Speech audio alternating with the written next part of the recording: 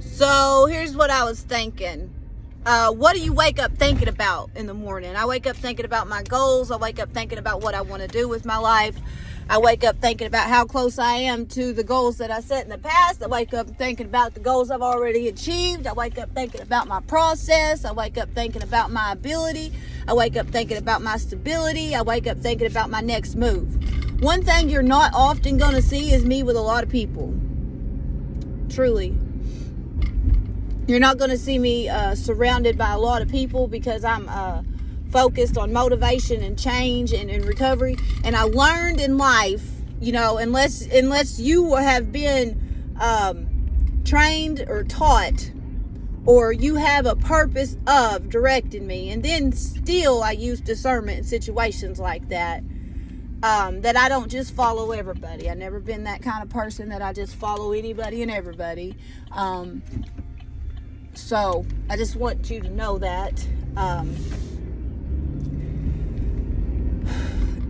I just set my goals, and I know that inside of me is the truth I need to find where I'm going. Inside of me is the truth I need to find, my next piece of my message, my next opportunity to help somebody, my next opportunity to change, my next opportunity, because I'm a spiritual infant, right? I'm a spiritual infant. So I'm just 4 years old. So I'll be sitting there and I'll be 4 years old. And I used the analogy yesterday of what a 4-year-old does. A 4-year-old's liable to get down mommy's makeup and play all over the wall and, just mess stuff and get in stuff. At 4 years old, that's my capability.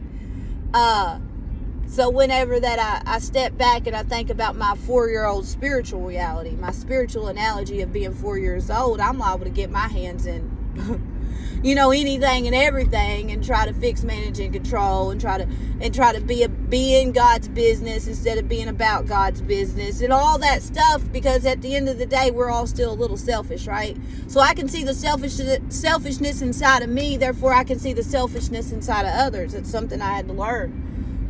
Most of the things that I could pick out about you are things that I know that I have inside of me every day. So I just try to always have that level and that understanding of, okay, because I can't be too judgmental of the next person, and I can't be harming the next person or hurting the next.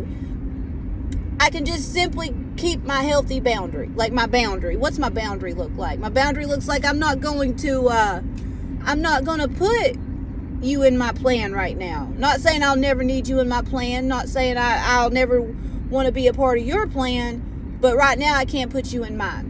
So that's just the way. And I learned that through other people not allowing me to be a part of their plan, because mentally I was older.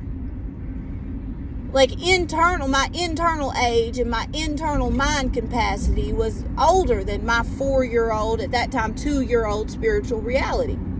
Inside my mind, I was somewhere that I wasn't physically there yet, and other people knew that, So I learned boundaries through people having boundaries, and I do it to the best of my ability.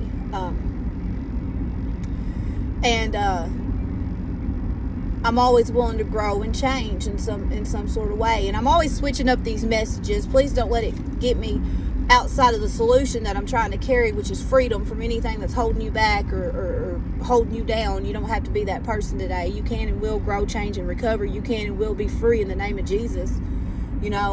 You will. So I just want to continue to plant that truth and that understanding, and just to give you guys another little piece of information. That's a good one. I think I'm going to stop right there. That's a good one. Not saying you'll never be in my plan, but right now my plan is in this scenario. So thank you guys for listening and watching Heaven, Sutton, Choices, Chances, and Change. I'm working on getting everything else going, God willing, and I know He is, or He wouldn't have me on here. He wouldn't have me continuing to use my voice. And don't let other people count you out from your journey. Don't let other people count you out from your victory. If they don't like you, or they don't look at you, it's because you're shining brighter than them. And I want you to always understand that it's not happening to you, it's happening for you. You're shining brighter than them. And people can't handle stuff like that. People can't handle when you outshine them. People can't handle whenever you're in victory, because And the only reason we're like that is because we can't see our own success. We're sitting here thinking, oh, they're doing it, but you can't see, because you can't see your journey from the angle of God. It's silly. We're silly. You know, my path is my path and your path is yours, and you can or you can't understand that. But it's true regardless. I tell people I work with all the time, I say, you know, you can either accept this situation or you cannot.